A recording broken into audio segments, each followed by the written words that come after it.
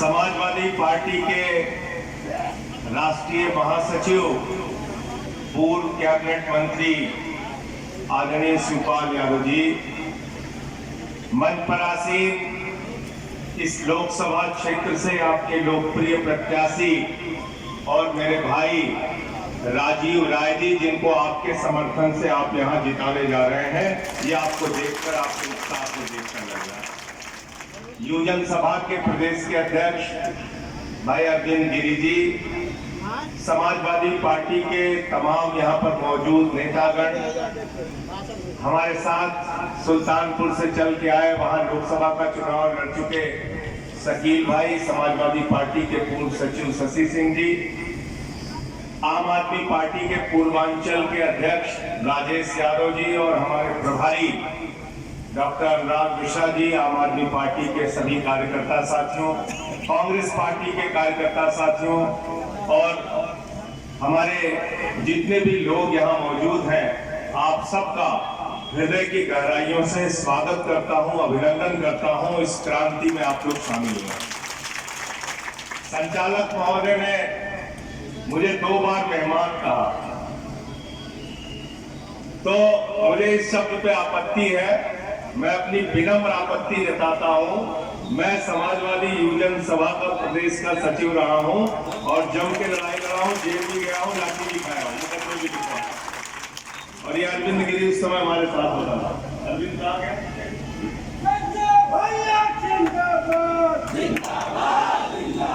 और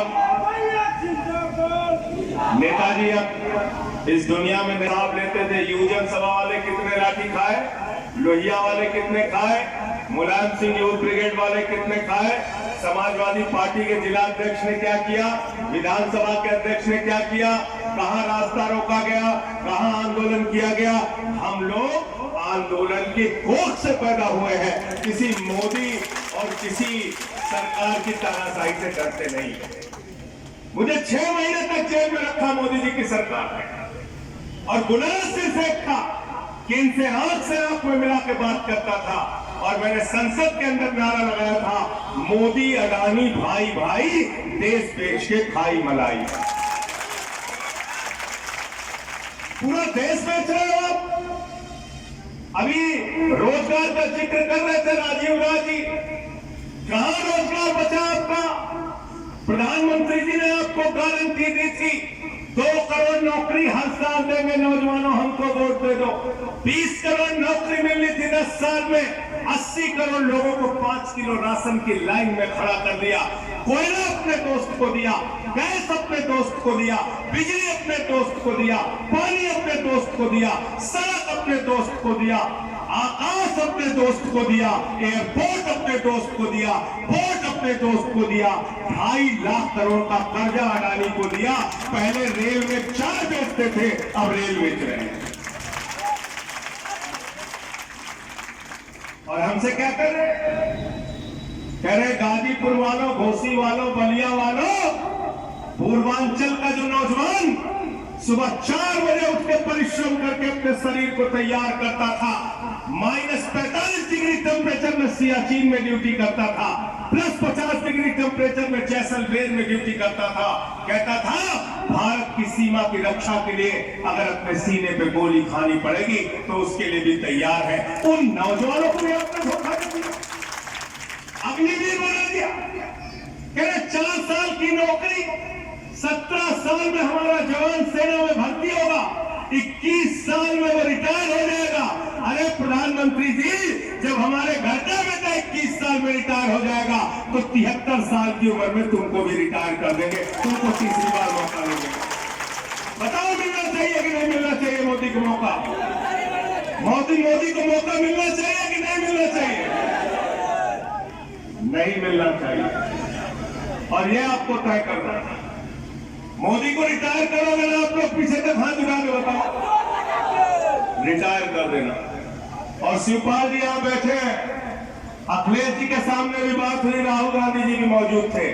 जिस दिन इंडिया गठबंधन की सरकार बनेगी, 48 घंटे के अंदर अग्निवीर योजना को कूड़ेदान में डालेंगे, पुरानी भर्ती पुरानी भर्ती फिर से शुरू होगी। जैसे सेना में पहले भर्ती होती थी वैसे ही भर्ती होगी सेना के अंदर। भारत के रक्षा मंत्री भी रहे मुलायम सिंह यादव जी, आप सब लोग जानते हैं, हमेशा सेना के गौरव को बढ़ाने का काम किया। नेताजी जब रक्षा मंत्री बने तो उन्होंने कहा अगर कोई जवान हमारा सीमा पे शहीद होता है तो उसकी डेड बॉडी, उसका जो पार्थिव शरीर है वो उसके घर आएगा, उसके पहले शरीर घर नहीं आता था। ये श्रेय अगर किसी को जाता है तो नेताजी मुलायम सिंह यादव जी को।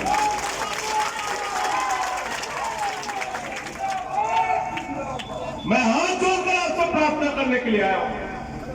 मुझे कल से पंजाब में रहना है, इसके पहले महाराष्ट्र गया और दूसरे राज्यों में गया, दिल्ली में लगा रहा। राजीव भाई से हमारा भाइयों जैसा संबंध है, राजनीति का संबंध पीछे। और मैं इसलिए कल से इनको खुद से फोन किया, मैंने कहा मैं आपकी सभा में आना चाहता हूं। हाथ जोड़कर विनती और प्रार्थना करने इसलिए आया हूं कि साथियों और दोस्तों, ये इस देश का अंतिम चुनाव है। अगर गलती से नरेंद्र मोदी चुनाव जीत गए तो इसके बाद इस देश के अंदर चुनाव नहीं होगा। याद रखना, पुतिन और किम जोंग का मॉडल इस देश के अंदर लागू होगा। ये चुनाव बाबा साहब डॉक्टर भीमराव अंबेडकर जी के संविधान को बचाने का चुनाव है।